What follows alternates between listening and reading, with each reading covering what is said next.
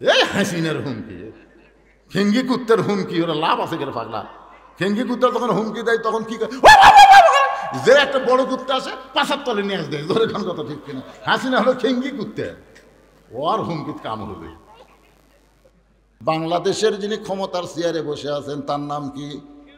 ইউনুস নবীরে খাইল মাছেতে গিলিয়া, ফেরেশতা পাঠাইলেন আল্লাহ এসমে আজম দিয়া, দমে দমে সে হরদম পড়ে সে এসমে আজম, মাছেরই উদর হইতে বাঁচাইলা প্রাণ।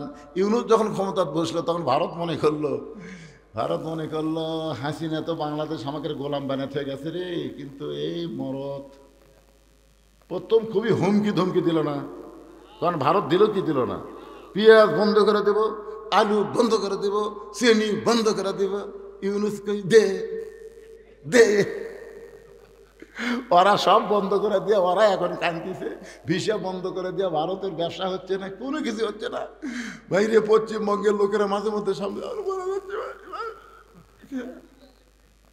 ইউনুস একেবারে মুদি বুড়ে আঙুল দেখাচ্ছে, দেখ তোর ভারত আমার দরকার না, আমি চীনত যাই ভাই, যে 30টা প্রকল্প বাঁধ লিয়াচ্ছে, এত কিছু লিয়াচ্ছে, বলছে ভারতের মোদি গলা থাকবে। আবার লালমনিরহাটে এমন একটা বিমানবন্দর তৈরি করতেছে, বুঝলেন? ভারতও গ্রাস করতে, ভারতের যে 7 সিস্টার আছে ওটা সাইজ করতে বাংলাদেশের একদিনও লাগবে না। সুবহানাল্লাহ কন্যা, কি মনে করতেছেন ইউনুস সরকার আসার পরে দেশের উন্নতি হচ্ছে না অবনতি হচ্ছে? এতক্ষণ কয়বার জেনারেটর চালু করা লাগলো, এতক্ষণ কয়বার জেনারেটর চালু, মানে 8 ঘন্টা পরে কারেন্ট নেই, 8 ঘন্টা পরে কারেন্ট নেই। জোরে কোন কথা ঠিক কিনা? কারেন্ট যায়। রমজান মাসে গেছিল, এর আগে হাসিনার সময় ইফতার করবার কেবল বসে বিসমিল্লাহ করে মুখত দেবো, কারেন্ট নাই। তারাবির যায় কেবল 4 রাকাত নামাজ হতে কারেন্ট নাই।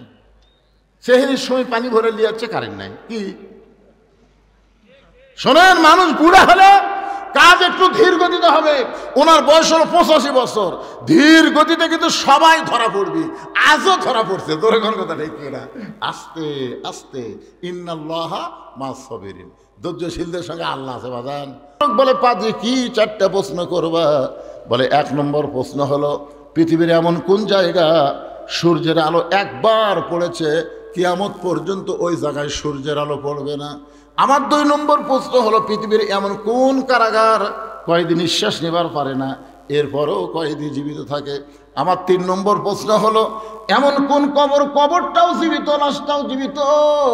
আমার 4 নম্বর প্রশ্ন হলো পৃথিবীর এমন কোন 2 ভাই একই সঙ্গে জন্মগ্রহণ করেছে, আবার বহু বছর পরে একই সঙ্গে 2 ভাই মৃত্যুবরণ করেছে, কিন্তু এক ভাইয়ের চাইতে এক ভাই 100 বছরের বড়। এই 2টা ভাইয়ের নাম বলা লাগবে। ওমর ফারুক বলে পাদ্রী রে, এমন প্রশ্ন আমি জীবনে শুনি নাই, তাহলে উত্তর কেমনে দেব? পাদ্রী বলতেছে তাহলে আমি মুসলমান হতে পারলাম না। ওমর ফারুক যখন জেরুজালেম থেকে মদিনাত আসলেন, শিক্ষামন্ত্রী আলীর সঙ্গে তার দেখা হয়ে গেল। আলী বলতেছে আমিরুল মুমিনিন, জেরুজালেমের খবর কি? বলে খবর খুবই ভালো, শত শত খ্রিস্টান মুসলমান হয়ে গেল, কিন্তু একটা পাদ্রী মুসলমান হতে পারলো না। বলে পাদ্রী কেন মুসলমান হইল না? বলে আমাকে 4টা প্রশ্ন করেছে, উত্তর দিবার পারলে মুসলমান হতো, কিন্তু আমি উত্তর দিবার পারি নাই। আলী বলতেছেন কি প্রশ্ন করেছে? বলে 1 নম্বর প্রশ্ন হলো পৃথিবীর এমন কোন জায়গা সূর্যের আলো একবার পড়েছে কিয়ামত পর্যন্ত পড়বে না, এই জায়গার নাম কি? আলী মুস্কি মুস্কি হাসে আর বলে আপনি কেন বলতে পারলেন না? হযরত আলী বলতেছে আবু জার, আমি এশার নামাজ সময় নবীকে বলেছি আমি ফজরের নামাজ পড়বো না, তাই বলে কি ফজরের সুন্নত পড়া যাবে না? সঙ্গে সঙ্গে আবু জার মুখে আঙ্গুল দিছে যে শিক্ষিত মানুষের সঙ্গে তর্ক করা যাবে নাকি? হযরত আলী সম্পর্কে রাসূল বলেছেন আনা মাদিনাতুল ইলমি ওয়া আলিউ বাবুহা। তিনি কত বড় শিক্ষিত ছিলেন। ওমর ফারুক যখন মদিনার খলিফা ছিলেন তখন হযরত আলী ছিলেন শিক্ষামন্ত্রী। ওমর ফারুক একবার জেরুজালেমে গেছিলেন, আপনার ইতিহাস সবাই জানেন। রাখালকে উটের পিঠে চড়ে দিয়েছেন, আর ওমর ফারুক রশি ধরে জমিনে দাঁড়িয়ে আছে। জেরুজালেমের খ্রিস্টানরা মনে করলো যে জেরুজালেম নিয়ে এখনো ফিলিস্তিনের উপরে কিন্তু নানা রকম নির্যাতন হচ্ছে। জোরে কোন কথা ঠিক কিনা ভাই রে? জেরুজালেমের খ্রিস্টানরা মনে করলো উটের পিঠে যিনি বসে তিনি হলেন খলিফা, আর রশি ধরে যিনি জমিনে দাঁড়িয়ে আছেন তিনি হলেন রাখাল। এই জন্য জেরুজালেমের লোকেরা আভ্যর্থনা করার জন্য একটা চকি এনে উটের গায়ের সঙ্গে লাগাই দিয়া একজন হামাগুড়ি দিয়ে বললেন, আমির আল মুমিনিন, মুসলমানদের আমির, আপনার উটের পিঠ থেকে যদি নামতে কষ্ট হয় চোখের ওপরে পা দেয়া, তারপরে পিঠের উপরে পা দিয়ে আস্তে করে নামেন। রাখাল ছোট বাচ্চার মতন কান্না শুরু করেছে। জেরুজালেমের খ্রিস্টানরা বলে, কান্দেন কেন? বলে, কান্দার কারণ হলো তোমরা হযরত ওমরকে চিনো না, আমাকে ওমর মনে করে তোমরা সম্মান দাও, কিন্তু নিচে দড়ি ধরে যিনি দাঁড়িয়ে আছে তিনি হলেন হযরত ওমর। খ্রিস্টানরা বলে, এটা কেমনে হয়, এটা কেমনে হয়? রাখাল উটের পিঠে আর অর্ধ পৃথিবীর খলিফা জমিনে রশি ধরে দাঁড়ায়া রাখাল বলতেছে, আল্লাহর কোরআন অনুযায়ী যখন রাষ্ট্র চলবে তখন মানুষ এমন অধিকার পাবে সবাই সমান হয়ে যাবে। সঙ্গে সঙ্গে জেরুজালেমের খ্রিস্টানরা বলে যে ইসলাম এমন সমতা দেয়, এমন সমমান দেয়, আমরা আর খ্রিস্টান থাকবো না, আমরা সবাই মুসলমান হয়ে যাব। ওমর ফারুকের হাতে সমস্ত খ্রিস্টান যখন মুসলমান হয়ে গেল, ওই খ্রিস্টানদের মধ্যে একজন বেঁকা ছিল, বেঁকা। ওই বেঁকা খ্রিস্টান পাদ্রীর কাছে গিয়ে বলতেছে, আপনি তো দরবার গরম করতেছেন, আপনি ঘরের মধ্যে জিকির মারতেছেন, কিন্তু মদিনার ওমর এসে সব খ্রিস্টানকে মুসলমান বানায় গেছে। পাদ্রী দৌড়ে এসে ওমরকে বললেন, ওমর আমিও মুসলমান হবার চাই। ওমর ফারুক বললেন, আপনি খ্রিস্টান ধর্মযাজক, আপনি মুসলমান হলে তো আলহামদুলিল্লাহ। বলে, আমি মুসলমান হওয়ার আগে তোমাকে 4টা প্রশ্ন করব, উত্তর দিবার পারলে মুসলমান, না হলে মুসলমান হব না। ওমর ফারুক সাল্লাম যখন সাগর পাড়ি দিচ্ছিল, এমন সময় সাগর রাস্তা হয়ে গেল। ওই সময় সূর্যের আলো সাগরের তলায় গিয়ে পড়ল। যখন ফেরাউন সাগর পাড়ি দিবার চাইল, ওই যে সাগর একত্র হয়ে গেল, কিয়ামত পর্যন্ত ওই জায়গায় সূর্যের আলো আর কোনোদিন পড়বে না। ওমর ফারুক চুমকে বলে, আলী, পৃথিবীর এমন কোন কারাগার কয়েদি নিঃশ্বাস নেবার পারে না তারপরে জীবিত থাকে? আলী বলতেছে, মায়ের উদর, সন্তান নিঃশ্বাস নেবার পারে না, এরপরেও আল্লাহ সন্তানকে জীবিত রাখে। আলী রে, 3 নম্বর প্রশ্ন করেছে, কবরও জীবিত, লাশটাও জীবিত। আলী বলতেছে, কবর হলো মাছ আর লাশটার নাম হলো ইউনুস আলাইহিস সালাম। আবু যর গিফারি চুপ করে আছে। কিছুক্ষণ পরে ফজরের যখন সময় হয়েছে, সেটা বলার আগে যেটা বলতেছিলাম, উমর ফারুক বলতেছে, আলী ভাই, 2 ভাই একই সঙ্গে জন্মগ্রহণ করেছে, আবার বহু বছর পরে একই সঙ্গে মারা গেছে। এই 2 ভাইয়ের নাম কি? বলতেছে, এক ভাইয়ের নাম হলো আজিজ আলাইহিস সালাম, আর এক ভাইয়ের নাম উযাইর আলাইহিস সালাম। কোরআন শরীফ পড়ে দেখেন, উযাইরকে আল্লাহ 100 বছর ঘুম দিয়েছিল, ঘুম থেকে চেতন করার পরে আবার 2 ভাই একই সঙ্গে কাফেরদের দ্বারা হত্যা হয়ে গেল। এখান থেকে বিশ্বাস হলো এক ভাইয়ের সাথে 100 বছরের বড়। ওমর ফারুক দৌড়ে এসে আলীকে বুকের মধ্যে নিয়ে বলে, আলী রে, তুমি না থাকলে আমরা ধ্বংস হয়ে যেতাম। জোরে কোন সুবহানাল্লাহ। সেই হযরত আলী যেই মাত্র বেলাল আকামত শুরু করেছে, কদ কামাতিস সালাহ, সঙ্গে সঙ্গে হযরত আলী মারছে দৌড়। এক দৌড়ে গিয়ে প্রথম কাতারে আবু বকর আর ওমর যে খাড়া আছে, ওই কাতারের মধ্যে 2 হাত ঢুকে দিয়ে চাড়া দিয়ে ভিতরে ঢুকে আল্লাহু আকবার।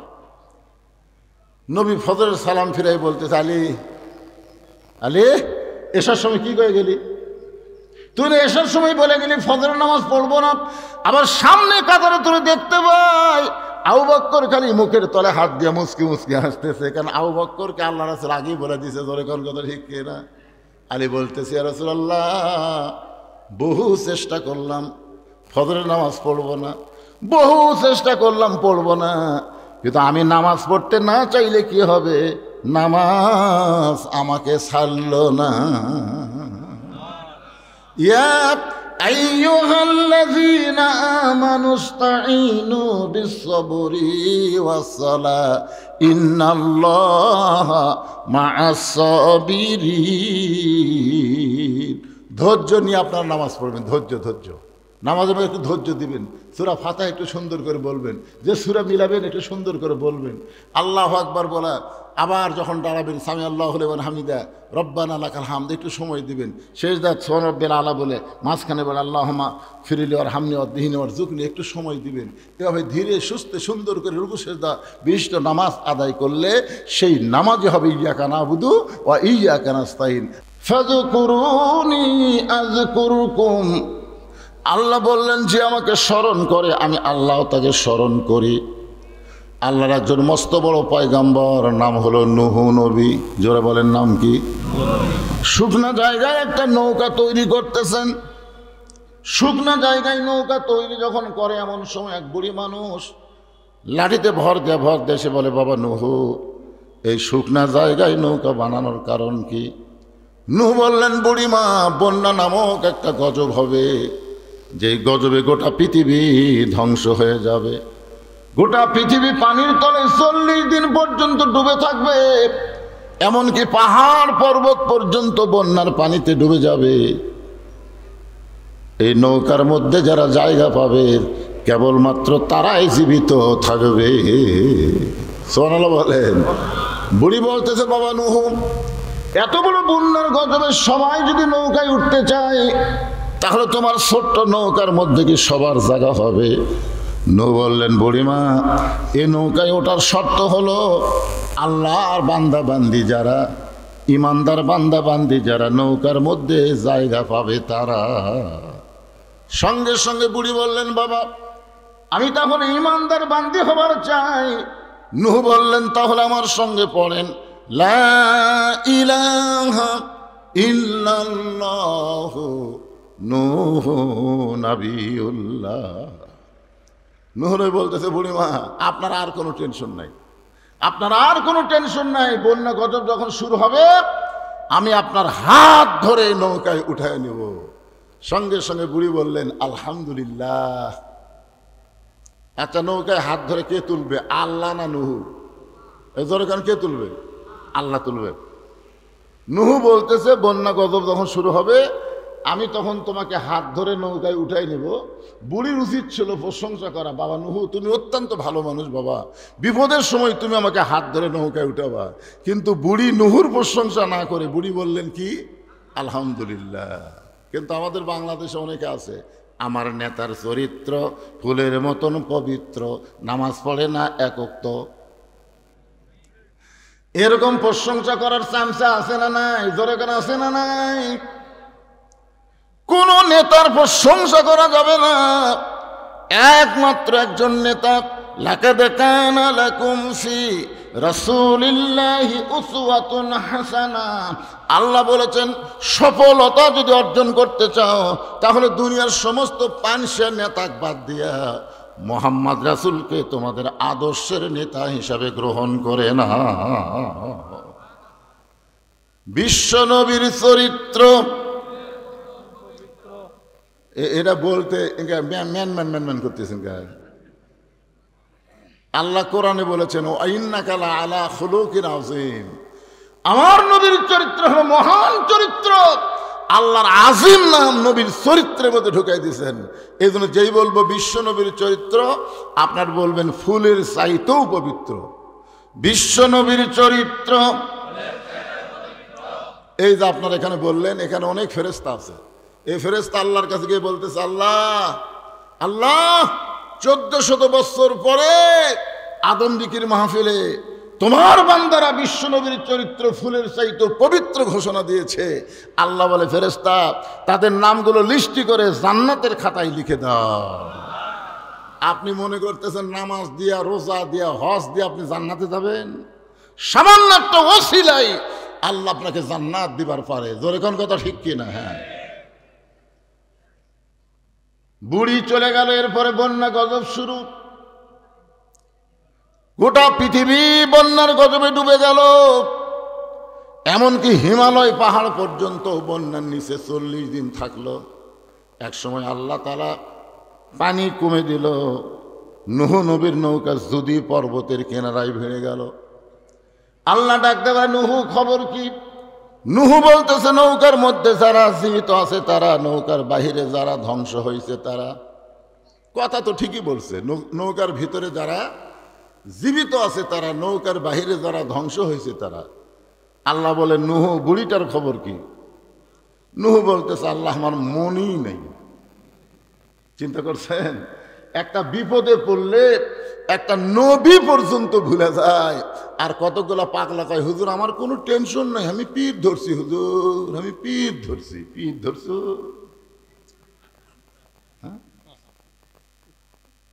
তুমি যে পীর ধরছ সেই পীর জান্নাত পাবে কিনা তারই কোনো গ্যারান্টি নাই।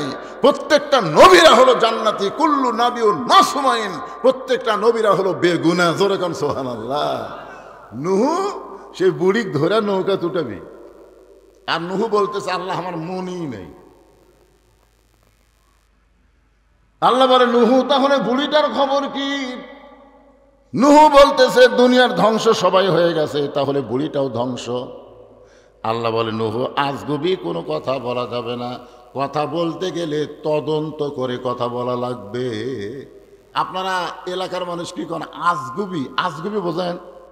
আজগুবি মানে অজাতা, অজাতা মানুষ কথা কয় যে বলবি সেটা এত টেকাইলে কি করে রে। দেখবেন চাষটারে বসে গল্প করে, আরে এত টেকাইলে, এই টেকাইলে কি করে রে। আপনারা বলেন তো এই কথা কিন্তু আজগুবি কথা। যদি আপনারা তদন্ত করেন, যদি আপনারা দেখেন তো এই টাকাগুলো নিয়ে বলুসিদ কি করে, তাহলে তদন্ত করতে গিয়ে তাকে দাওয়াত দিবার যান, যাই দেখবেন তাই মসজিদ, মাদ্রাসা, এতিমখানা, এমনকি সাইদি হুজুরের নামে এবার একটা অডিটোরিয়াম তৈরি করা হয়েছে। এইগুলো করতে গিয়ে পৃথিবীর কারো কাছ থেকে একটা টাকাও দান সদকা নেওয়া হয়নি। সমস্ত টাকা হলো আপনার ওয়াজের পরে যে টাকা দেন, সেই টাকা দিয়ে আমি মসজিদ, মাদ্রাসা, এতিমখানা চালাই। তাহলে এটা তদন্ত করার দরকার আছে না নাই? জোরে কান আছে না নাই? প্রথম মাদ্রাসা শুরু করছি 12 শতক জায়গার উপর, সেই মাদ্রাসা হয়ে গেছে 235 শতক। তাহলে চিন্তা করা লাগবে, এ টাকা তো আমার বাপের না, এ টাকা আমার মায়ের না, এ টাকা হলো জনগণের টাকা। ওয়াজের পরে আমাকে যেটা দেয় সেই টাকা দিয়ে আমি মসজিদ, মাদ্রাসা চলাই। তাহলে তদন্ত করার দরকার আছে না নাই? তো তদন্ত না করে আজগুবি চা খানার কাছে দিবা উল্টা কোন এত টাকা কি? আল্লাহ বলেন নুহু আজগুবি কোনো কথা বলা যাবে না, কথা বললে তদন্ত করে কথা বলতে হবে। এবার নুহু নবী তদন্ত করতে গিয়ে দেখে বুড়ি তো দূরের কথা, বুড়ির ঝুবড়ি বাড়ি পর্যন্ত কিছুই হয়নি। বন্যার গজবে গোটা পৃথিবী ধ্বংস, অথচ বুড়ি তো দূরের কথা, বুড়ির ঝুবড়ি ভাঙ্গা বাড়ি পর্যন্ত কিছুই হয় নাই। নুহু নবী চমকে ওঠে ডাক দিলেন বুড়িমা। সঙ্গে সঙ্গে বুড়ি টোপলা নিয়ে হাজির। টোপলা টোপলা তো নুহু নবী বলতেছেন বুড়িমা টোপলা খান, বলে সাইজ হয়ে বসে আছি। সাইজ হইয়া ধরে কন কি হইয়া? আপনারা বলেন তো, নুহু নবী যেরকম বুড়িমাকে ডাক দিয়েছে, এরকম আল্লাহও কিন্তু আমাদেরকে মৃত্যুর জন্য ডাক দিবে। ধরে কোন কথা ঠিক কিনা? একটা গানও আছে, আপনারা শোনেননি? ডাক দিয়েছেন, ডাক দিয়েছেন আল্লাহ আমারে, রইব না আর বেশি দিন তোদের মাজারে, চলতে পথে 2 দিন থামিলাম। চলার পথে কয়দিন? এ গান যদি আপনারা যুবকেরা গাও, এই যুবকেরা তো বহু গান গায়। এই বরবাদ সিনেমার শাকিব খানের গান গাইতে গাইতে পাগলা হয়ে গেছে। আরে পাগলা, ওলা গান না গায়া এই গান গাও, প্রত্যেক পরতে পরতে সব পাওয়া। তাহলে আমার সঙ্গে বলো, ডাক দিয়েছেন দয়াল আমারে, রইব না আর বেশি দিন তোদের মাজারে, চলতে পথে 2 দিন থামিলাম, যাবার কালে একজন আরো দেখা না পাইলাম, ও আমার সাদের মালা যায় রে ছিঁড়ে, রইব না আর বেশি দিন তোদের মাজারে। এই গানটা আমি খেয়াল করে দেখলাম হাসিনা যখন পলে যাচ্ছিল। আপনারা দেখছেন হাসিনা পলানোর একটা ভিডিও দেখছেন? হাসিনা তার বোন শেখ রেহানা লিয়া যখন পলাচ্ছে, ওই সময় আমি ভিডিওটা খুব খেয়াল করে দেখলাম। হাসিনার বোন শেখ রেহানা নিচের দিকে তাকে হাঁটতেছে, মাটির দিকে তাকে হাঁটতেছে, আর হাসিনা খালি এইরকম। তখন হাসিনার মনের মধ্যে একটা গান হচ্ছে, চলতে পথে 2 দিন থামিলাম, যাবার কালে এক চামচারও দেখা না পাইলাম। হাই রে হাসিনার চামচা রে, আপনাকে আদম দিঘির গাবড়া কুটি রে, গাবড়া, হে গাবড়া কুটি, হাই রে গাবড়া রে, এই গাবড়া আমাকে আদম দিঘি ওয়াজ করবার দেয় না। ধরে কোন কথা ঠিক কিনা? আমি এখন আদম দিক দিয়ে গাড়ি নিয়ে যাই আর কেড়ে গাবলা, একটা চামচাও নেই। হাসিনা খালি চারিদিকে তাকায় চোখের পানি বের করে বলে, যাবার কালে এক চামচারও দেখা না পাইলাম। কি মনে করতেছেন ভাইজান? বুড়ি বলতেছে রেডি হয়ে টোপলা টাপলি গোছায় বসে আছি, তুমি যখন আমাকে ডাক দিবা বন্যা গজব থেকে বাঁচানোর জন্য নৌকায় ধরে তুলবা, আমার যেন বের হতে দেরি না হয়। আল্লাহ বলেছেন লা তামুতুন্না ইল্লা ওয়া আনতুম মুসলিমুন, মুসলমান না হয়ে তোমরা কেউ মরিও না। তাহলে কোন সময় আমাদের মৃত্যু হবে আমরা কেউ বলতে পারি না। বলবার যদি না পারি তাহলে সব সময় আমাদের সাইজ হয়ে থাকার দরকার আছে না নাই? নূহ নবী গালত হাত দেয় কান্দার, বলে বুড়িমা বন্যা গজব শেষ, বন্যা গজব শেষ, গোটা পৃথিবী ধ্বংস হয়ে গেছে, অথচ আপনার বাড়িরও কিছু হয়নি, আপনারও কিছু হয়নি। বুড়িমা আপনি এমন কি আমল করেন যে আমল করার কারণে আল্লাহ আপনার বাড়ি এবং আপনাকে হেফাজত করলো? বুড়ি বলতেছে বাবা তোমার মনে নাই, তুমি যখন আমাকে বলছিলে হাত ধরে নৌকায় উঠাবা, তখন আমি জানি ঈমানদার যারা ঈমান গ্রহণ করেছে তাদের একটাই বিশ্বাস, দুনিয়ার সবাই সবাইকে ভুলতে পারে কিন্তু আল্লাহ কোনোদিন তাকে ভুলবে। তাহলে আমরা জিকির করব কার? এরপরে আল্লাহ বললেন অশকুরুলি ওয়ালা তাকফুরুন, শুকুর গুজার করতে হবে আল্লাহর। যারা আল্লাহর শুকুর গুজার করবে না, আল্লাহর শুকুর গুজার না করলে কুফরি হয়ে যাবে। জোরে কোন ঠিক কি না? এখন আপনারা বিশ্বাস করেন। এরপরে আল্লাহ বলতেছেন ইয়া আইয়ুহাল্লাযীনা আমানুস্তাঈনু বিস-সাবরি ওয়াস-সালাহ ইন্নাল্লাহা মা'আস-সাবিরিন। এই ইমানদার বান্দারা, এই পিছনে যারা দাঁড়িয়ে আছো তোমরা কি ইমানদার না? এখানে আল্লাহ বলতেছেন ইয়া আইয়ুহাল্লাযীনা আমানু। খুব খেয়াল করেন, আপনারা যারা বসে আছেন এবং যারা দাঁড়িয়ে আছেন সবাইকে আমি বলবো, অনুরোধ করে বলতেছি বসেন, বসেন, জায়গা আছে তো বসেন। বসবার গেলে সব পিছন দিকে যায়, যাও।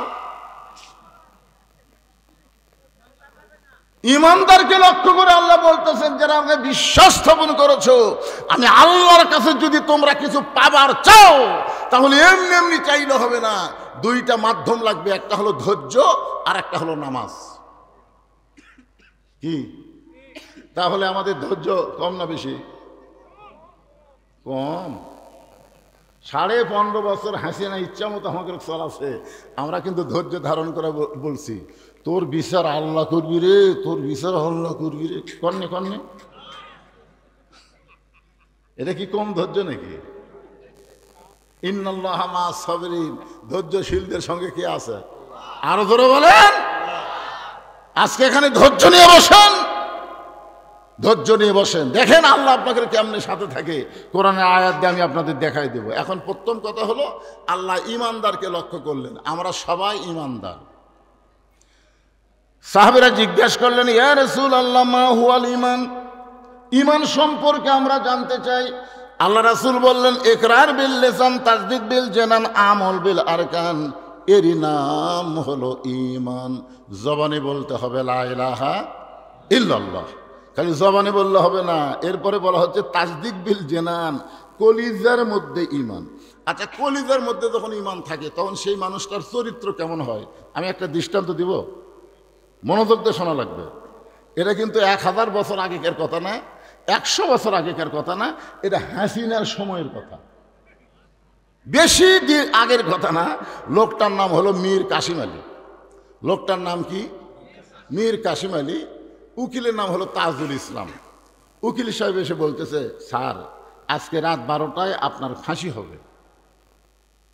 তাসদীক বিল জানান মানে কলিজার মধ্যে ঈমান থাকলে সেই লোকটার চাল চরিত্র কেমন হয় একটু খেয়াল করেন। বলতেছে স্যার আজকে রাত 12টায় আপনার ফাঁসি হবে। তো মীর কাসিম আলী বলতেছে উকিল সাহেব এখন কয়টা বাজে? তো বলতেছে এখন বাজে রাত 9:30। তখন বলতেছে আলহামদুলিল্লাহ আলহামদুলিল্লাহ, এখনো 2.5 ঘন্টা আছে। আপনার বলেন তো 2.5 ঘন্টা পর যার ফাঁসি হবে সে আলহামদুলিল্লাহ কবে?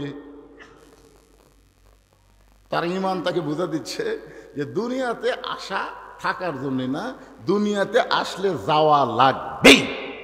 তাসদীক বিল জানান যখন কলিজার মধ্যে অর্জন হবে সেই লোকটা দুনিয়ার পাগল হবে না, সেই লোকটা আল্লাহর পাগল হবে। জোরে কোন কথা ঠিক কি না?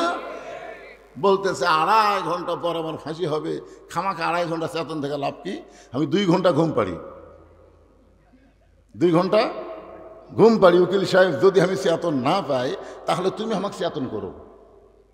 আপনার বলেন 2.5 ঘন্টা পর যার ফাঁসি হবে, তাই বলতেছে খামাকা বসে থাকা লাভ কি? আমি 2 ঘন্টা ঘুম পাড়ি, যদি চেতন না পাই তাহলে তুমি আমাকে ডাক দিও। উকিল খেলো ওটমোট কামলা এরকম করে ফাঁসি হবি ওরি, আর ওই ঘুম পাড়বি, চেতন পাবি না, আমার ডাক দেওয়া লাগবে।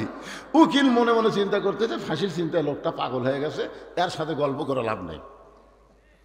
মনের দুঃখে উকিল তাজুল ইসলাম যখন বাইরে গেছে, রাত যখন 11:30, এমন সময় উকিল ফাঁসির কন্ডম সেলে ঢুইকে দেখে মীর কাসিম আলী নাক ডাকা ঘুম পাড়তেছে। আর মাত্র 8 ঘন্টা, 8 ঘন্টা পরে এই লোকটার ফাঁসি হবে, আর এই লোকটা নাক ডাকা ঘুম পাড়তেছে। সঙ্গে সঙ্গে পায়ের বুড়া আঙ্গুল লড়াইছে। মীর কাসিম আলী ঘুম থেকে চেতন পায়ের চুমকা বলতেছে, ভাই ফাঁসির সময় কি হয়ে গেছে? উকিল বলতে, স্যার এখনো 8 ঘন্টা আছে। আলহামদুলিল্লাহ।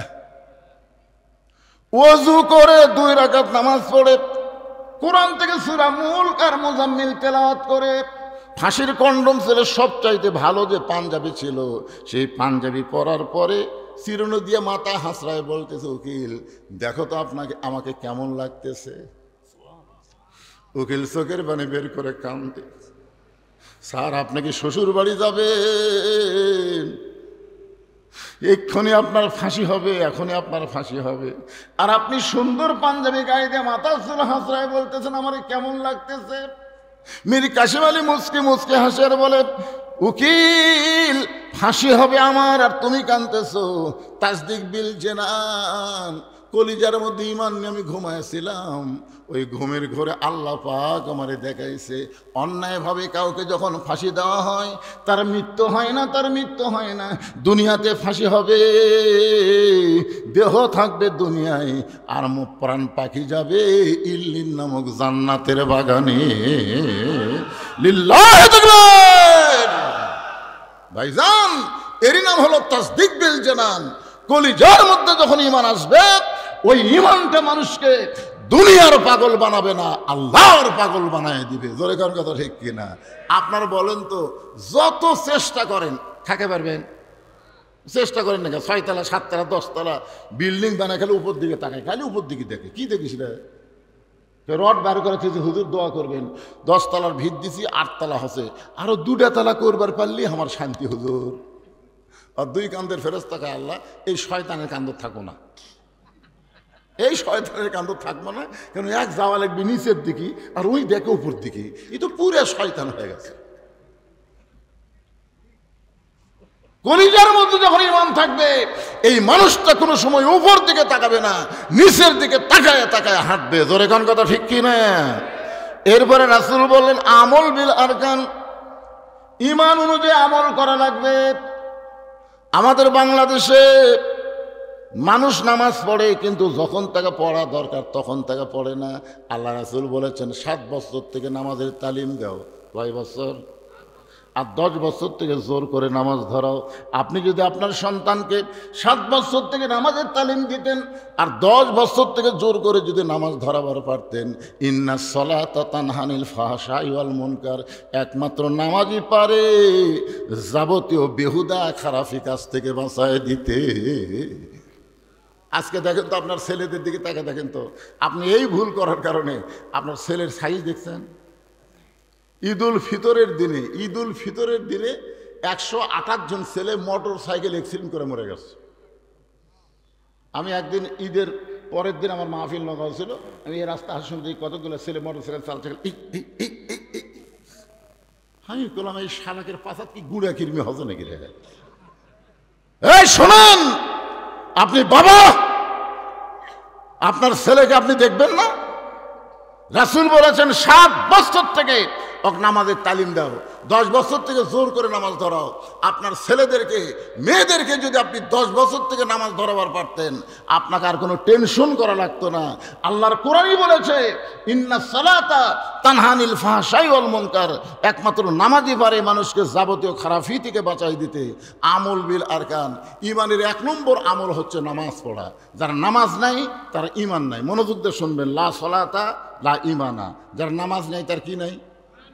লা সলাতা লা দীনা, যার নামাজ নাই তার কোনো ধর্ম নেই। বাইনাল আবদি ওয়াল কুফরি তরকুস সালাত, বান্দার কাফের মধ্যে পৃথক করার জিনিসটার নামই হলো নামাজ। এবার আসেন, কোরআনের আয়াত হলো আস্তাইনু বিসসবরি ওয়াসসালাহ ইন্নাল্লাহা মাআস সাবিরিন। যদি আল্লাহর কাছে আমরা কিছু পাবার চাই তাহলে কয়টা জিনিস লাগবে? আপনার কি বিরক্ত হচ্ছেন? তাহলে 2টা জিনিস লাগবে, একটা হলো ধৈর্য আর একটা হলো নামাজ। আপনারা বলেন তো কোন জিনিসের মধ্যে আমাদের ধৈর্য কম? দেখবেন যে ঘন্টার পর ঘন্টা চা খাচ্ছে, একবারে ঘড়ি দেখে না। আর মসজিদের মধ্যে ঢোকার পরই 5 মিনিট পরে জামাত হবি, ওই 5 মিনিটের মধ্যে ওই 5 বার ঘড়ি দেখবে। পারবো কে ভাই, এখনো 3 মিনিট, আজ ঘড়ি লড়তেছে না রে, আজ ঘড়ি লড়তেছে। যেই লোকটা এত অস্থির, ওই লোকটাই মসজিদ থেকে বের হয়ে চাষটলে 1-1 ঘন্টা আড্ডা গুলি মারতেছে, একবারও ঘড়ি দেখতেছে না। অথচ আপনি জানেন আল্লাহর ঘরের মধ্যে ডান পা দিয়ে আপনি কি দোয়া পড়ছেন? আল্লাহুম্মা আফতাহ লি আবওয়াব রাহমাতিক, মানে কি? আপনি ঢুকেন নাই, আল্লাহ আপনাকে দয়া করে রহমতের ঘরের মধ্যে ঢুকাই দিয়েছে। জোরেগণ কথা ঠিক? সময় মতো নামাজ হবে। বারবার আপনি ঘড়ি কেন দেখতেছেন? আপনি অস্থির কেন হচ্ছেন? আল্লাহ বলতেছেন বিসসবরি ওয়াসসালাহ, ধৈর্য আর নামাজ লাগবে যদি আমার কাছে কিছু পাবার চাও। আমরা বাংলাদেশে কি চাই সেইটা পাবার গেলে ধৈর্য আর নামাজ লাগবে। আপনারা হয়তো ভাবতেছেন হুজুর এই নামাজ আবার কি? এই নামাজ সম্পর্কে আল্লাহ বলেছেন ইন্না সলাতি ওয়া নুসুকি ওয়া মাহইয়ায়া ওয়া মামাতি লিল্লাহি রাব্বিল আলামিন। এশার নামাজ পড়ে হযরত আলী দাঁড়াইছে। আল্লাহ রাসূল বলেন আলী ইজলিস, বসো। না হুজুর আমি আপনাকে একটা কথা বলবার চাই, এই জন্যই দাঁড়াইছি। তো রাসূল বলেন আলী তুমি আবার কি বলবার চাও? বলে হুজুর আপনি একদিন বলেছেন এই দুনিয়াতে 10 জন সাহাবীকে আল্লাহ জান্নাতের সার্টিফিকেট দিছে। কয়জন? 10 জন সাহাবীকে, সব সাহাবীরাই জান্নাতি। বলেন সব সাহাবীরা কি? রাদিয়াল্লাহু আনহুম ওয়া রাদু আন যালিকা লিমান খাশিয়া রাব্বা, যাদের পিছনে রাদিয়াল্লাহু তাআলা আনহু আছে, আল্লাহ রাসূল বলেছেন তাদের সবাইকে আল্লাহ বিনা হিসাবে জান্নাত দিয়ে দিবে। কিন্তু আল্লাহর কি শান, 10 জনের নাম আল্লাহ প্রকাশ করছে। 1 নম্বর আবু বকর, খেয়াল করবেন, 1 নম্বর কে? 2 নম্বর উমর, 3 নম্বর ওসমান, 4 নম্বর আলী, 6 নম্বর আব্দুর রহমান ইবনে আউফ, 7 নম্বর হলো জুবাইর, 6 নম্বর হলো জুবাইর, 7 নম্বর হচ্ছে তালহা, 8 নম্বর সাদ ইবনে আবি ওয়াক্কাস, 9 নম্বর আবু সাইদ, আর 10 নম্বর হলো ওবাদা ইবনুল জাররাহ। এই 10 জন হলেন আশারে মুবাশশারা। কি বুঝলেন আশারে মুবাশশারা মানে কি? দুনিয়াতেই আল্লাহ তাদেরকে জান্নাতের সার্টিফিকেট দিয়েছে। জোরে গান সুবহানাল্লাহ। আলী বলতে যে হুজুর আমি একটা গোপন কথা বলবো, সেটা হলো এই, আমি যদি আজ থেকে যদি ফজরের নামাজ না পড়ি, ফজরের নামাজ যদি আজ থেকে আমি না পড়ি, এর পরেও কি আল্লাহ আমাকে জান্নাত দিবে? সমস্ত সাহেবের খেলে ওটমোট কামড়াচ্ছে, ওটমোট। কিন্তু এত বড় সাহস একে আল্লাহ কে দিল রে? আলী বলতে তো হুজুর চিন্তা ভাবনা করে কোন, আমার নাম যদি জান্নাতের সার্টিফিকেটের 4 নম্বরে থাকে, তার আমি যদি ফজর না পড়ি, এরপরেও কি আল্লাহ আমার জান্নাত দিবে? আল্লাহ রাসূল কিছুক্ষণ পরে বললেন আলী শুধু ফজর না, তুমি যদি সমস্ত নামাজ বাদ দাও এরপরেও আল্লাহ তোমাকে জান্নাত দিবে।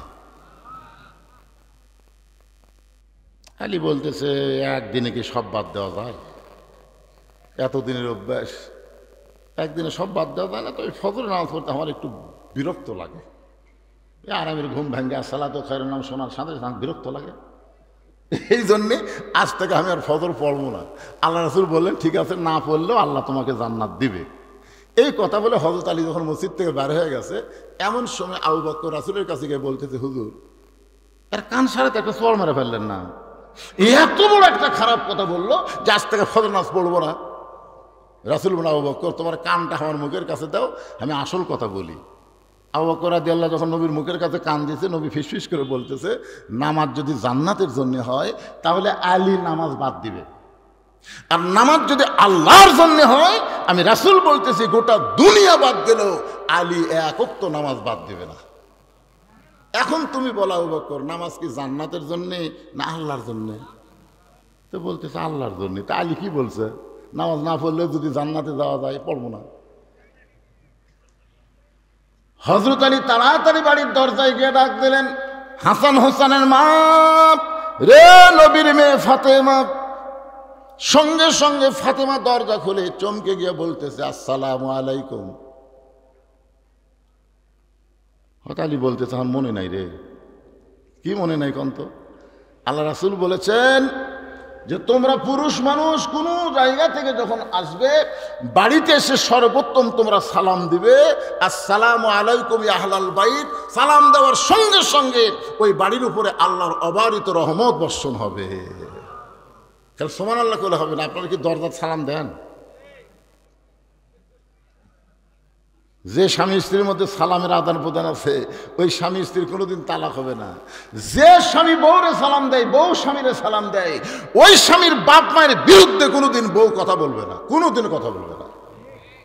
তো আমাদের সালাম কালাম নাই, খালি বউ খালি কানের মধ্যে বীজ ঢুকে দেয়, তোমার মা ভালো না, তোমার বাপ ভালো না। কি আজ থেকে সালাম দেওয়া শুরু করবেন? ফাতেমা বলতেছে আসসালামু আলাইকুম, আলী বলতেছে আর মনে নেই।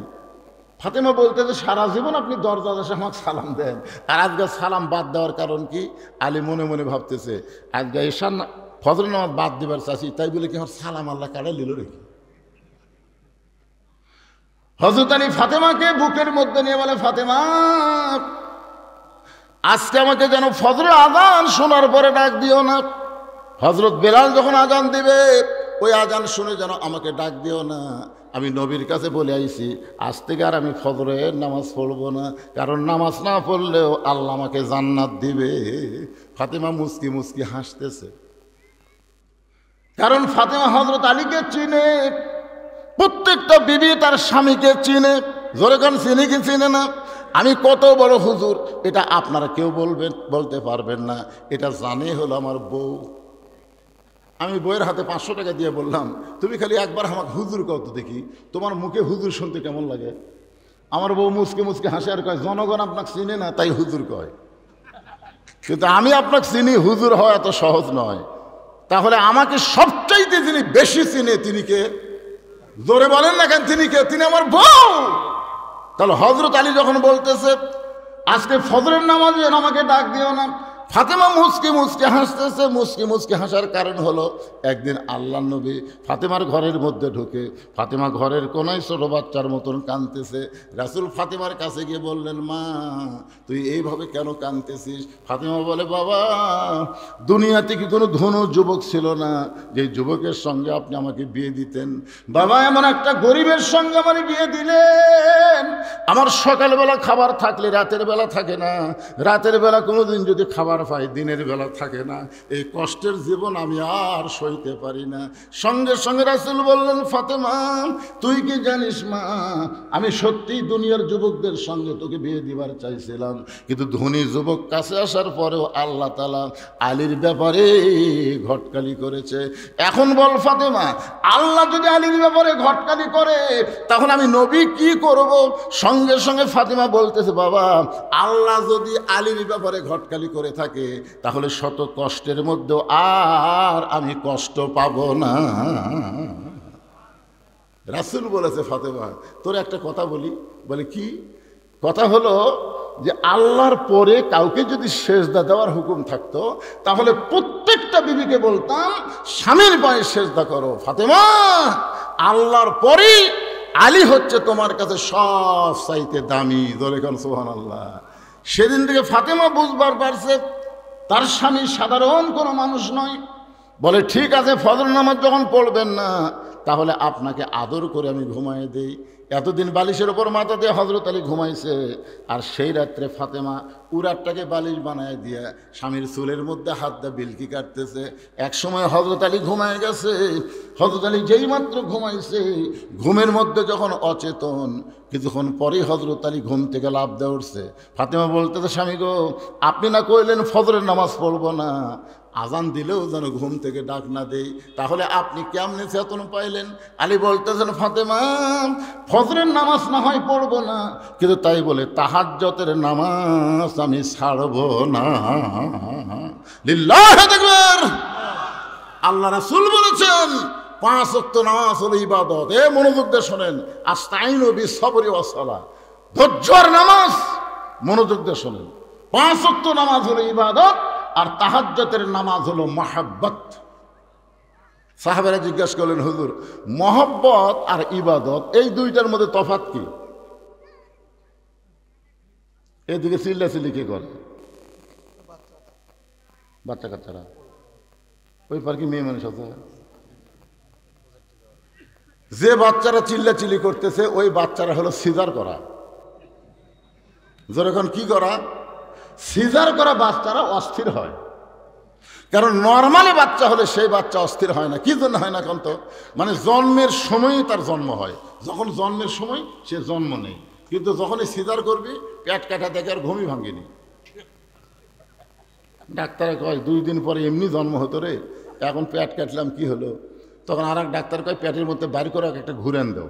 তখন ছোটো বাচ্চাকে পেটের মধ্যে বাইর করে পা ধরে এরকম একটা ঘুরেন দেয়, বুঝছেন, চেতন করার জন্য। ওই ঘুমের ঘরে করে এই যে একটা স্কিওর মারে, ওই কারণে ওর মাথার ব্রেনটা কি হয়, অস্থির হয়ে যায়। আর অস্থির হওয়ার কারণে দুনিয়াতে মোবাইল ছাড়া ভাত খায় না, মোবাইল ছাড়া ওর কান্না বন্ধ হয় না। জোরে কোন কথা ঠিক কিনা? এই সিজার করা গুলো চিল্লাচ্ছে, সিজার করা। এই স্টেজের উপর যে কয়টা আমরা বসে আছি, আমরা সবাই হলো নর্মাল, আমরা কিন্তু সিজার না। আমার দাদি আমাকে বলছে, ভাই তোকে মায়ের পেট থেকে বাইর করে দেয়, তোর মাথা লম্বা হয়ে গেছিল রে, পরে তোর মাথা থাকবে থাকবে আমরা গোল করছি, দেখছেন?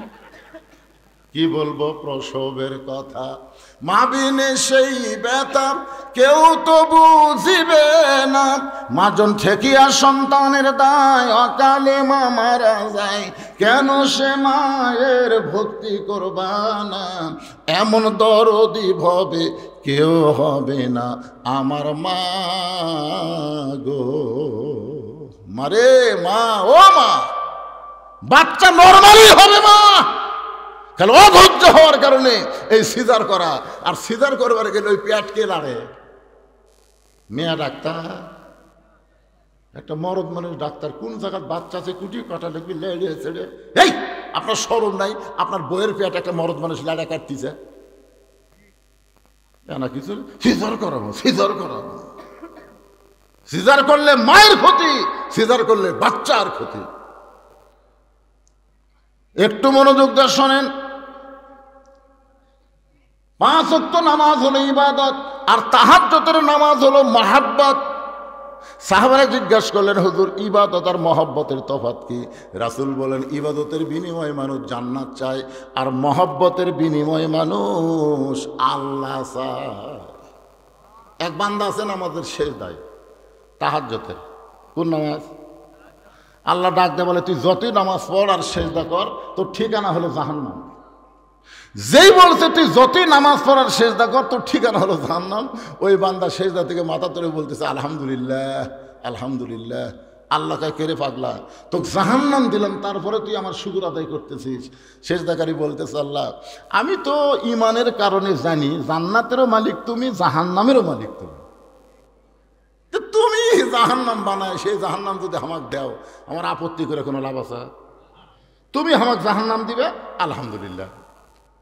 তাও তো আমি বলতে পারবো আমার জায়গা আছে রে, আমি তাও বলতে পারবো আল্লাহর জাহান্নামে আমার জায়গা আছে। তুমি যদি বলতে জাহান্নামও নাই জান্নাতও নাই, তাহলে যাবো কোথায়? আল্লাহ বলে পাগল জাহান্নামে গেলে তুই পুড়ে যাবি, তোর কষ্ট হবে। পাগল বলতেছে আমার জাতির পিতা হযরত ইব্রাহিম নমরুদের চুলা যখন জ্বলাইছিল আগুনে ফেলে দেওয়ার জন্যে, আপনি আগুনের চুলাকে শান্তির বাগান কেন বানাইছেন? আল্লাহ বলে ইব্রাহিমের কলিজায় আমার মহব্বত ছিল।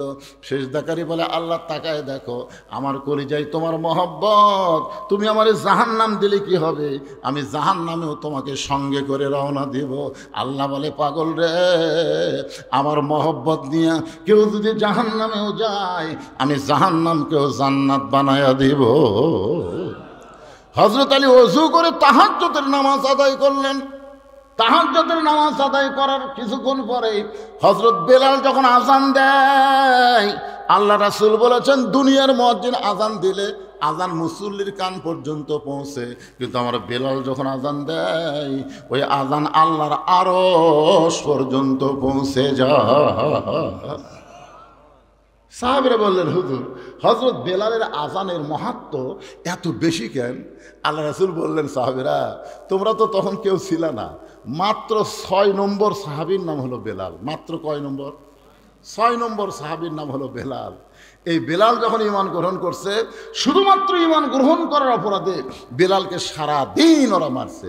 শুধু মারে নাই, বুকে পাথর চাপা দিয়ে রাখছে। এরপরও বেলাল যখন আল্লাহ ছাড়ে নাই, মুখের ভিতর হাত দিয়ে জিহ্বা টেনে বের করে ওই জিহ্বার মধ্যে কাফেররা পেরেক ঢুকাই দিছে। এই এক দিক দিয়ে পেরেক ঢুকাই আর এক দিক দিয়ে বার করে দিছে। এরপরও বেলাল আমার আল্লাহকে ছাড়ে নাই। আবু বকর বেলালকে মুক্ত করে নবীর কাছে যখন নিয়ে আসে, নবী বেলালের জিহ্বা দেখে অনেক দূর পর্যন্ত বার হয়ে গেছে। রাসূল নিজের হাত দিয়ে বেলালের জিহ্বার কাঁটাগুলো বের করে জিহ্বার আগায় একটা চুমু দিলেন, সঙ্গে সঙ্গে জিহ্বা পূর্বের আকারে মুখের মধ্যে ঢুকে গেলেন। রাসূল বেলালের কপালে চুমোতে বললেন বেলাল তুমি কি চাও? বেলাল বলে ইয়া রাসূলুল্লাহ আস্তে আস্তে আল্লাহ বলার কারণে আমাকে এত মারছে, একদিন সময় সুযোগ মতো আমি সে আল্লাহকে সবার কাছে পৌঁছায় দিবার চাই। রাসূল বলে সাহাবীরা এই জন্য বেলাল যখন আযান দেয় শুধু দুনিয়ার কোন মুসলমানের কানে না, আল্লাহর আরশ পর্যন্ত বেলালের আযান পৌঁছে যায়। জোরে কান সুবহানাল্লাহ। সেই হযরত বেলাল যখন বলতেছে আসসালাতু খায়রুম মিনান নাওম, সঙ্গে সঙ্গে হযরত আলী হাব্বা জাব্বা পাগড়ি পরে বাড়ির থেকে বের হচ্ছে। ফাতেমার সামনে দাঁড়ায় বলতেছে আপনি না আমার বাবার কাছে কয়ে আইছেন ফজর নামাজ পড়বেন না, আপনি আমার কাছে আসাই বললেন যে ফজর নামাজ পড়বো না, নবীর কাছে কয়ে আইছি, তো এখন আবার এরকম সাইজ হয়ে কোথায় যাবেন? আলী বলতেছে ফাতেমা আমি বলেছি ফজরের নামাজ পড়বো না, তাই বলি কি নামাজ পড়া দেখা যাবে না? আমি এতদিন ভিতরে ঢুকে নামাজ পড়েছি, আজকে বাইরে থেকে দেখব কিভাবে নবীর সাহাবীরা নামাজ পড়ে, আমি একটু পড়া দেখবার চাই। ফাতেমা দেখলো স্বামীর সাথে তর্ক করে লাভ নাই, কারণ রাসূল বলেছেন আনা মাদিনাতুল ইলমে ও আলী ও বাবুহা। ফাতেমা শোনো, আমি নবীর যত এলেম আছে সমস্ত এলেম একে একে হযরত আলীর ভিতরে আল্লাহ দিয়ে দিছে। জোরে কোন সুবহানাল্লাহ। আমি হচ্ছে এলেমের শহর, আলী হচ্ছে তার দরওয়াজা। তখন হযরত আলী ফজরের নামাজ দেখার জন্য বাইরে ঘুরতেছে। সমস্ত সাহাবীরা মসজিদ নববীর মধ্যে ঢুকে নামাজ শুরু করে দিয়েছে। হযরত আলী বাহির থেকে দেখতে দেখতে হঠাৎ দেখতে পায় বারান্দায় আবু যর গিফারি ফজরের 2 রাকাত সুন্নত নামাজ পড়তেছে। আল্লাহর বান্দা হযরত আলীর সবচাইতে নিকটতম বন্ধুর নাম কি? হ্যাঁ, এটা খেয়াল করবেন। আবু যর গিফারি হচ্ছেন সবচাইতে আপন নিকটতম বন্ধু। যখন ফাতেমা দুনিয়া থেকে বিদায় নিল, আবু যর গিফারিকে কিন্তু কবর খোঁড়ার কথা বলেছিল। তোরে কোন কথা ঠিক কিনা? ফাতেমা একটা শর্ত দিয়েছিল যে আমি পর্দা নিশি আমার কবর যেন দুনিয়ার কোনো খবর মানুষ না জানে, তবে আপনার একান্ত বন্ধু যদি থাকে তারে একটু বলবেন সে যেন গোপনে কবর খনন করে দেয়। আবু যর গিফারি ফাতেমার কবর খনন করে দিয়েছে। সে আবু যর গিফারি মসজিদে নববীর বারান্দায় ফজরের সুন্নত পড়তেছে। হয়তো তাকায় দেখে, তাকায় দেখা মানে কি এই 2 চোখ দিয়ে একে চোখ বন্ধ করে দেখে ইয়ানজুরু বিনুরিল্লাহ ইত্তাকু ফিরাসাতাল মুমিনিনা ফাইন্নাহু ইয়ানজুরু বিনুরিল্লাহ। চোখ বন্ধ করে দেখে হযরত আবু যর গিফারি শুধু নামাজ পড়তেছে না, নামাজের ভিতর দিয়ে আল্লাহর সাথে নিজের কলিজার মহব্বতকে একাকার করে দিচ্ছে। যখন সেজদায় গেছে ওয়াসজুদ ওয়াক্তারি, সেজদা হচ্ছে বান্দাকে আল্লাহর নিকটে পৌঁছায় দেয়। জোরে কোন সুবহানাল্লাহ। তো ওইটা দেখার পরে আর হযরত আলী বাইরে থাকতে পারে? দেখবার পাচ্ছে যে, আমরা দেখবার পাই না তো। কানার ভাগ্যে ধন মিলে না, সামনে পড়ে আছে সোনা, কানা দেখতে পায় না, মাটি মনে করে ফাইলা দেয়, হাতে তুলে নেয় না। কানার ভাগ্যে ধন মিলে না। যৌবন বয়সে কানা এক ওয়াক্ত নামাজ পড়েনি, বুড়া বয়সে মসজিদে যায়, যখন হয় চামড়া ঢিল, আল্লাহর সাথে দেয় মিল। কি সারা জীবন ঘুষের চাকরি করছে, চাকরি যখন রিটায়ার হচ্ছে তখন আল্লাহর কাছে কান দিচ্ছে আর বলতেছে, আল্লাহ আমি আর জীবনে ঘুষ খাবো না, আল্লাহ আমি আর ঘুষ খাবো না, আল্লাহ আমি আর ঘুষ খাবো। দুই কান্দের ফেরেশতাকে, আল্লাহ এর কান্দ থোড়া থাকে কি লাগবে? এই যতদিন ঘুষের চাকরি করছে ততদিন তওবা করেনি, এখন চাকরি গেছে আর তওবা করতেছে। যৌবন বয়সে শয়তানের কাম করে, বুড়া বয়সে মসজিদে যায়, মসজিদে আর বসবার পারে না, সিয়াল যায়। কি মসজিদে নামাজ পড়লে 27 গুণ সওয়াব হবে, 27 গুণ সওয়াব হবে। কিভাবে নামাজ পড়লে? কোন মসজিদে যে আপনি নামাজ পড়লে 27 গুণ সওয়াব হবে, এই 27 গুণ সওয়াব কিভাবে হবে? জামাতে নামাজ পড়লে। জোরে কর, কি করে জামাত পড়লে? জোরে কর, কিভাবে নামাজ পড়লে? আর জামাতে নামাজ পড়বার গেলে পায়ের গোড়ালির সঙ্গে গোড়ালি মিল করে কাতার সোজা করে দাঁড়াতে হবে। জোরে কোন কথা ঠিক কি না? হ্যাঁ, দুই চেয়ার কাতারের মধ্যে বসে গেছে, দুই চেয়ার। চেয়ার আলার পাও কোনটি? তোমার পাও কোনটি? সামনে কাতার ফাঁকা থুয়া পিছনে কাতার যদি পুরা করে সামনে কাতার মাকরু হয়ে যায়, তাহলে দুটা চেয়ার থাকা মানে কাতার ফাঁকা। তাহলে আপনাদের দায়িত্ব কি? 4 জন মানুষ ওই চেয়ারের 4টা পাও কান্দত দিয়ে অকসহ, ফেলা দেওয়ার দরকার নেই, অকসহ কান্দত 4 জন নেবেন, 4 জন 4 পাও ধরে কান্দত করে বারান্দাত লিয়ে সব থুয়ে দিবেন। যে আমরা ইয়ের কি মারবে আসিনি, আমরা 27 গুণ সওয়াব বেড়াচ্ছি রে। তোর কারণে আমাকে জামাত দেখা হবে, পায়ের গোড়ালির সঙ্গে গোড়া লাগবে। পড়বার যদি চাস বারান্দাত পড়, ভিতরে লয়। কথা কন না কেন ভাইজান, কথা কন না কেন? যৌবন বয়স থেকেও ব্যক্তি যদি নামাজ পড়তো, বুড়া বয়সে আল্লাহ তাকে পেনশন দিয়ে দিত। পেনশন বুঝেন? যে লোকটা 60 বছর সরকারি চাকরি করে, বুড়া বয়সে তাকে চাকরি করা লাগে, বসে থেকে পেনশন খায়। তো 60 বছর পর্যন্ত 5 ওয়াক্ত নামাজ জামাতে আদায় করছে। এখন যদি জামাতে নামাজ পড়ে না পড়ে, অসুস্থ হওয়ার কারণে যেখানে নামাজ পড়বে আল্লাহ পেনশনের সওয়াব তার আমলনামায় দিয়ে দিবে। জোরে কর কথা ঠিক না? একটু মনোযোগ দিয়ে শুনবেন। আবু যর গিফারির কাছে হযরত আলী দাঁড়ায়া ফজরের 2 রাকাত সুন্নত নামাজ আদায় করছে। সুন্নত নামাজ আদায় করেছে, আলী সালাম ফেলাইছে। আবু যর গিফারি কোনার ঘুতে দিয়ে বলছে, ভাই এসার সময় কি করলে? তুমি যখন নবীর সামনে বললে আমি তখন তোমার কাছে ছিলাম, তুমি যে বললে আজ থেকে ফজরের নামাজ পড়বো না, তো নবীর কাছে এই কথা বলে তুমি আবার এখন কি করলে? আলী বলতেছে, এই আমি বলছি ফজরের ফরজ পড়বো না, তাই বলে কি সুন্নত পড়া যাবে না? যেই বলেছে আমি না হয় ফজরের ফরজ পড়বো না, তাই বলে কি সুন্নত পড়া যাবে না? আবু যর গিফারি মুখে আঙ্গুল ঢুকাইছে। এই কারণেই আল্লাহ রাসূল বলেছেন, আমার পরে তোমরা যদি কারো কাছে কিছু পাবার চাও তাহলে আমাকে না পাইলে তোমরা আলীর কাছে যাও। প্রত্যেকটা সাহাবী বিশ্বাস করতেন ইসলামী ভার্সিটির প্রিন্সিপাল হচ্ছেন আল্লাহর নবী, আর ভাইস প্রিন্সিপাল হলো হযরত আলী। ধরে কান সুবহানাল্লাহ। আপনারা ইসলামের খেলাফতের নিয়মটা দেখবেন। আল্লাহ রাসূল যখন মদিনার রাষ্ট্রপতি ছিল তখন শিক্ষামন্ত্রী ছিলেন হযরত আলী। সুবহানাল্লাহ না কেন? ধর্মমন্ত্রী আবু বকর, অর্থমন্ত্রী ওসমান, আইনমন্ত্রী ওমর। গেল আবু বকর রাদিয়াল্লাহু যখন মদিনার খলিফা ছিলেন তখন শিক্ষামন্ত্রী হচ্ছেন হযরত আলী। সুবহানাল্লাহ না কেন? উমর ফারুক যখন মদিনার খলিফা তখন শিক্ষামন্ত্রী হলেন হযরত আলী। ওসমান গনি যখন মদিনার খলিফা তখনও শিক্ষামন্ত্রী হচ্ছেন হযরত আলী। মানে শিক্ষামন্ত্রী আলী থাকা অবস্থায় অন্য কাউকে দেওয়া হয়নি, কারণ সবচেয়ে বেশি শিক্ষা যার মধ্যে ছিল তার নামই হচ্ছে হযরত আলী। আর আমাদের বাংলাদেশে শিক্ষামন্ত্রীকে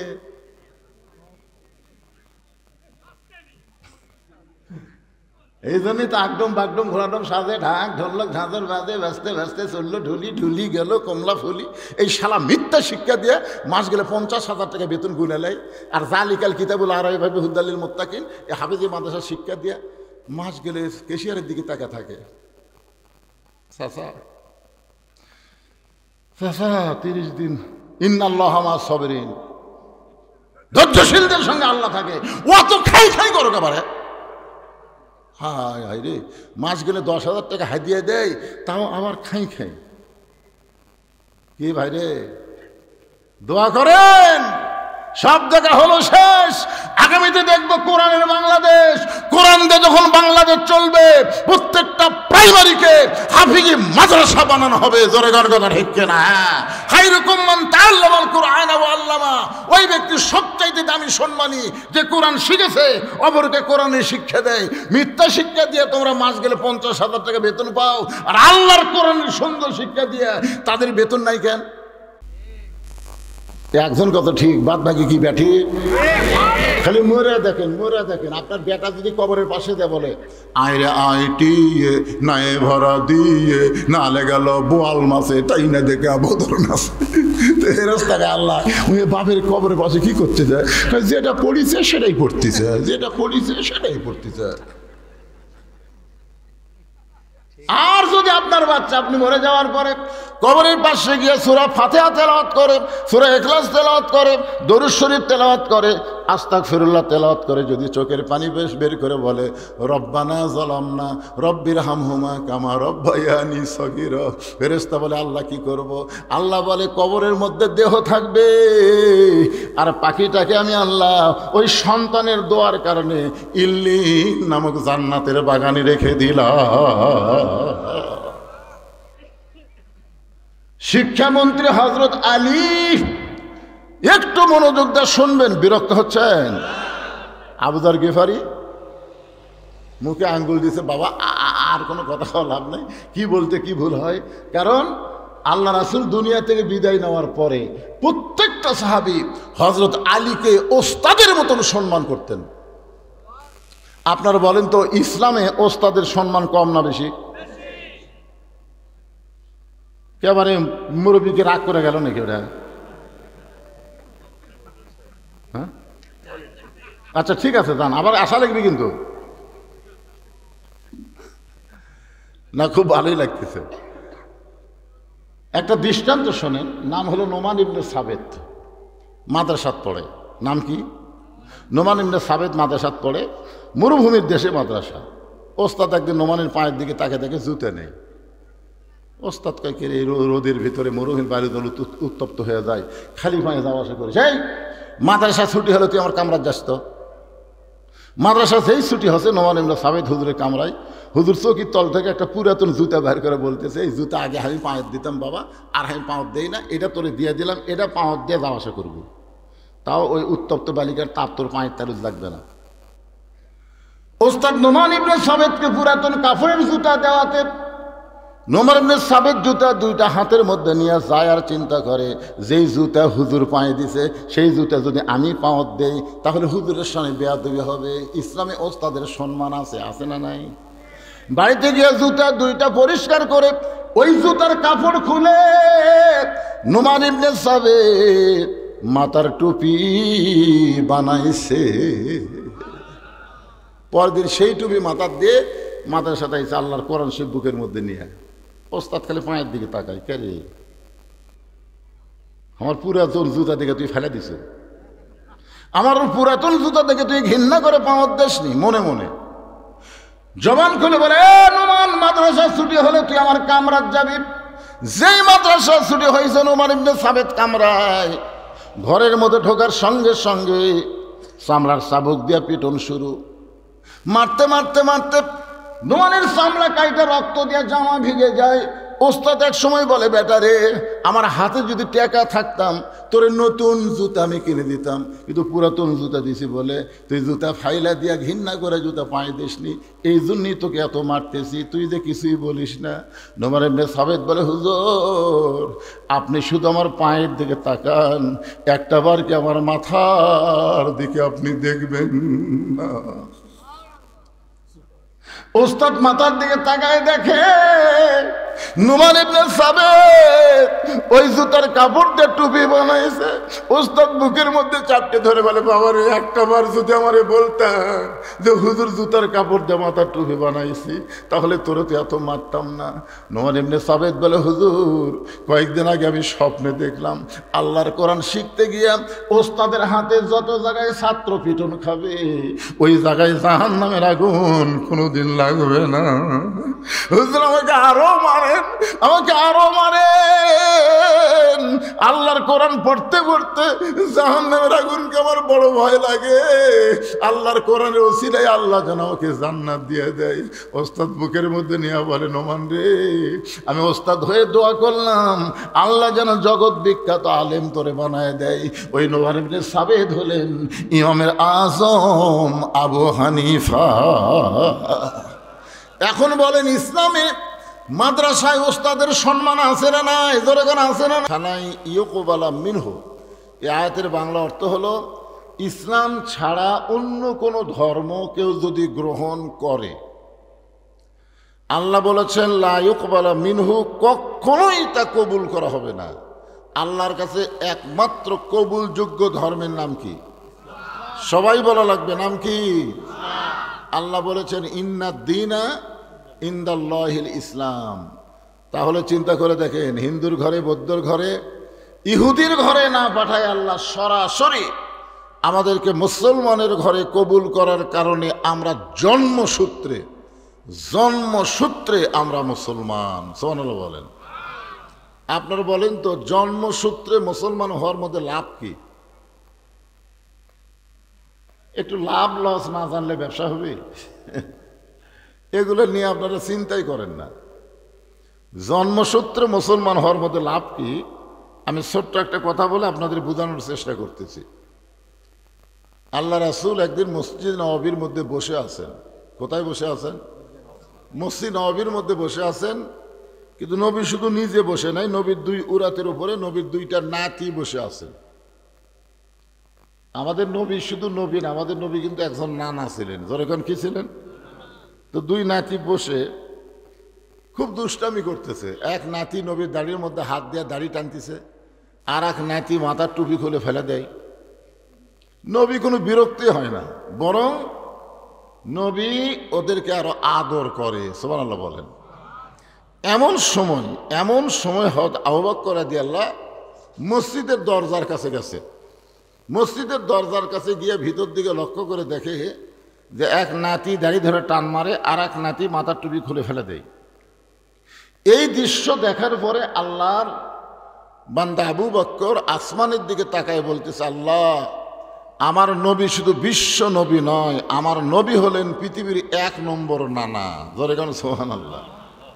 আমরা যদি নানা হতাম আর নাতি যদি আমাকে দাড়ি ধরে টান মারে, টুপি খুলে যদি ফেলে দেয়, আমরা কি আদর করব না রাগ করব? এই নানাগুলা রাগ করবেন না আদর করবেন? দুষ্ট, এ কথা বলবো। কিন্তু নবী কোনো রাগ না করে বরং দুইটাকে আবার বুকের মধ্যে চাপে ধরে দোয়া করতেছে। এই দৃশ্য দেখার পর আবু বকর রাদিয়াল্লাহু বললেন, আল্লাহ, আমার নবী শুধু বিশ্ব নবী নয়, আমার নবী হলেন পৃথিবীর শ্রেষ্ঠ নানা। কারণ আমাদের নবী শুধু নবী না, আমরা দরুদের মধ্যে কি বললাম? আল্লাহুম্মা সাল্লি আলা সাইয়্যিদিনা। সাইয়্যিদিনা শব্দের অর্থ হলো আমাদের নবী, আমাদের নেতা। কবরে যখন আমরা যাব, মুনকির নাকির আমাদের 3 নম্বর প্রশ্ন করবে, ওমান নাবিউকা, তোমাদের নবী এবং তোমাদের নেতাকে। এ প্রশ্ন করবে, কিন্তু খালি প্রশ্ন করবে না তোমাদের নবীকে, প্রশ্ন করবে তোমাদের নবী এবং নেতা, তার নাম কি?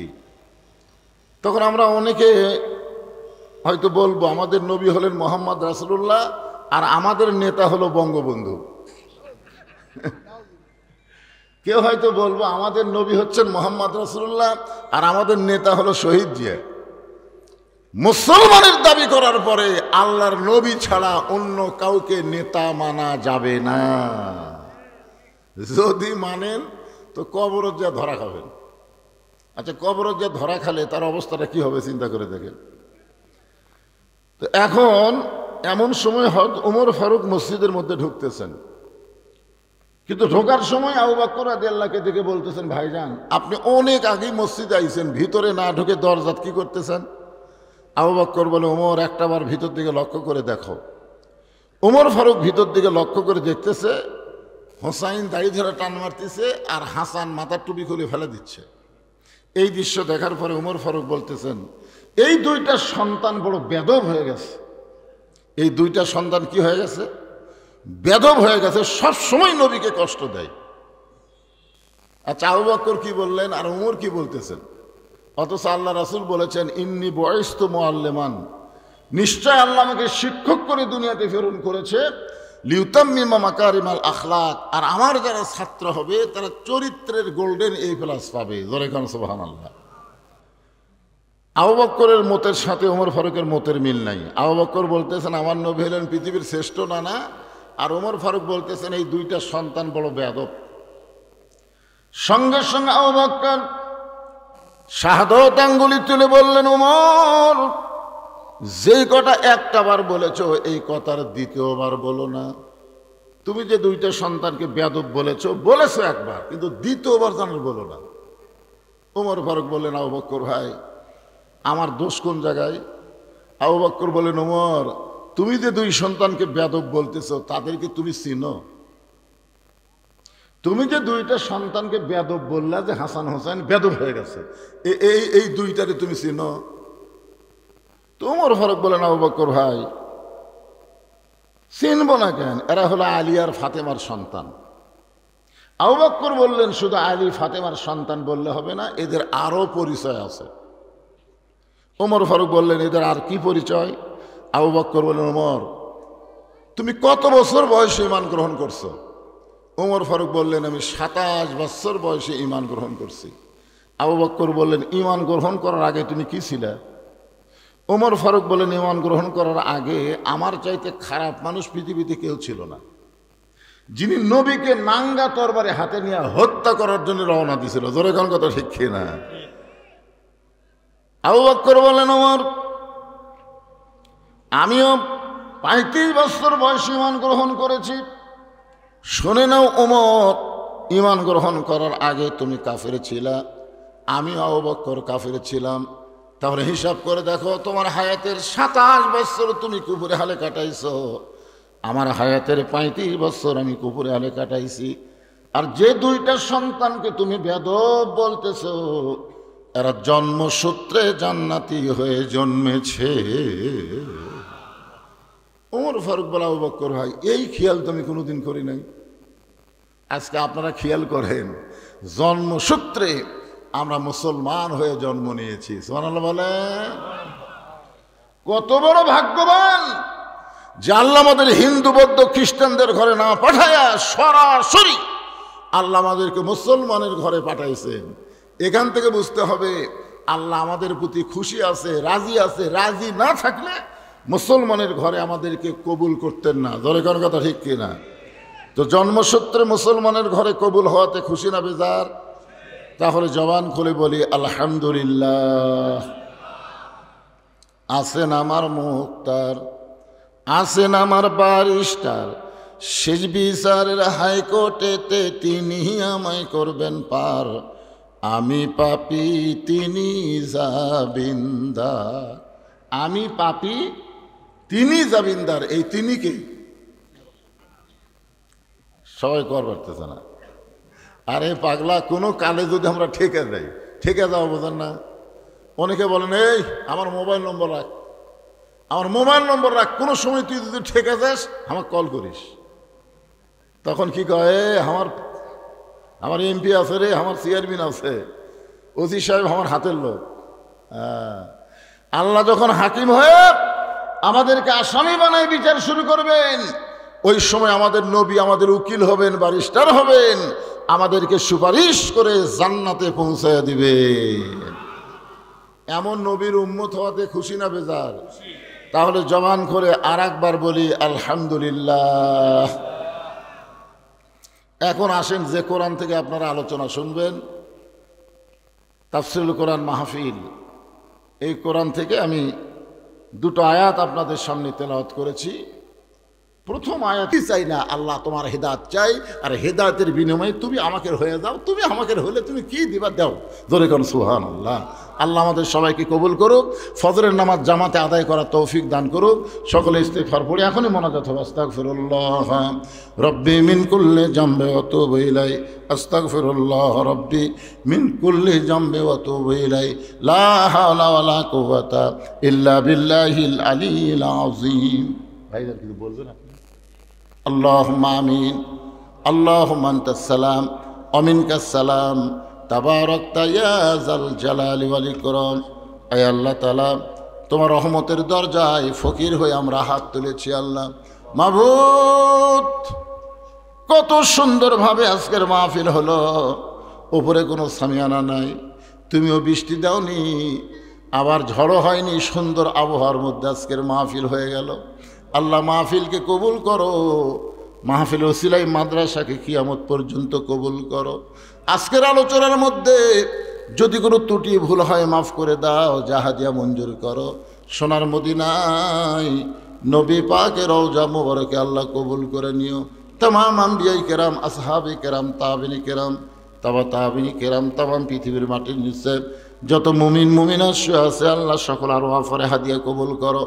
আমরা যারা হাত তুলেছি, আমাদের জনম দুঃখনী মা, আমাদের বাবা যাদের কবরে চলে গেছে, আল্লাহ মেহেরবানি করে বাপ মার কবরকে জান্নাতের টুকরা বানিয়ে দাও। আমাদের দাদা দাদি, নানা নানি, আত্মীয় স্বজন, শ্বশুর শাশুড়ি যাদের কবরে গেছে, কবরবাসীদের মাফ করে দাও। এই আল্লাহ এই মাদ্রাসাকে মহব্বত করে নগদে বাকিতে আজকে যারা দান করেছে, আল্লাহ সব দানগুলোকে জান্নাতের বিনিময় হিসাবে কবুল করে নাও। আজকের মাহফিলের সম্মানিত সভাপতিকে আল্লাহ তুমি কবুল করো, সহসভাপতিকে কবুল করো, প্রধান অতিথি, বিশেষ অতিথির আল্লাহ তুমি কবুল করো। মাবুদ, এই মাদ্রাসা কমিটির সভাপতি, সেক্রেটারি, কেশিয়ার সদস্য যারা, আল্লাহ সকলকেই তুমি মাফ করে দাও। আল্লাহ মহিলা মাদ্রাসা, ছেলে মাদ্রাসা, দুই মাদ্রাসাকে আল্লাহ তুমি কবুল করে নাও। অত্র এলাকার সমস্ত মানুষকে মাদ্রাসার হিতাকাঙ্ক্ষী হিসেবে কবুল করো। ফিলিস্তিনের মুসলমানকে হেফাজত করো, গাজার মুসলমানকে হেফাজত করো। পৃথিবীর মানচিত্র থেকে ইসরায়েল ইহুদিকে আল্লাহ তুমি ধ্বংস করে দাও।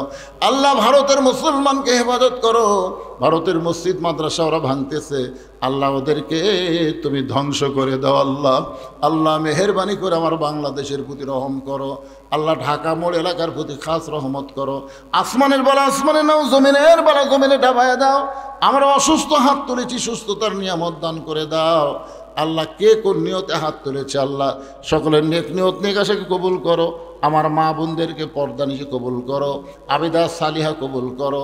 মা ফাতেমার চরিত্র দান করে মৃত্যুর সময় আমাদের জবানে জারি করে দিও লা ইলাহা ইল্লাল্লাহু মুহাম্মাদুর রাসূলুল্লাহ।